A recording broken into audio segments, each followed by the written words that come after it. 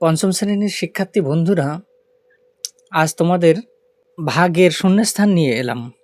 আমাদের এখানে ভাজক আছে 325, 20,475কে ভাগ করতে হবে।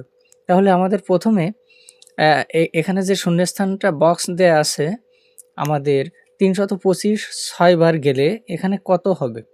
তাহলে আমরা 325কে 6 দিয়ে গুণ করলে আমাদের এখানে শূন্যস্থানটি বের হয়ে যাবে।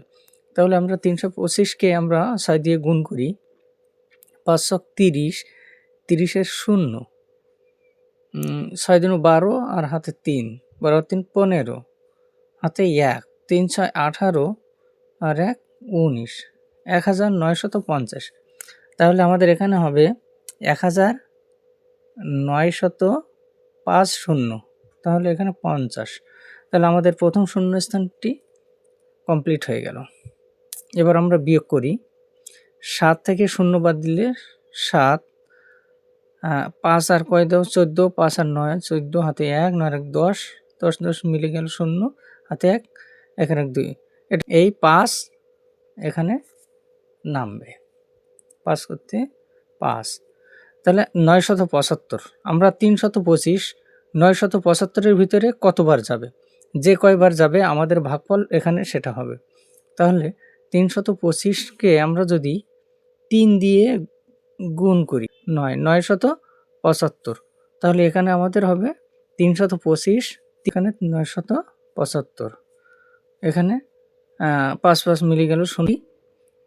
ভাজকের স্থানে শূন্যস্থান আছে, দশকের স্থানের অঙ্কে শূন্যস্থান আছে। তাহলে 2 দিয়ে 46কে যদি আমরা ভাগ করি তাহলে সেটা ভাজক হবে। তাহলে আমরা 2 দিয়ে 46কে ভাগ করি, 23।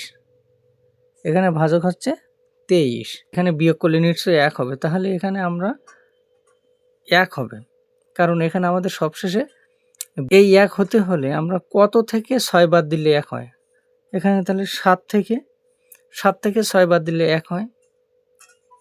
এবার এই 1 আর এখানে 0 নামলো, 10, 23 10-এর ভিতর কয়বার যায়?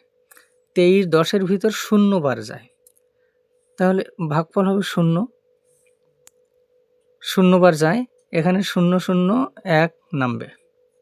তাহলে এভাবে আমরা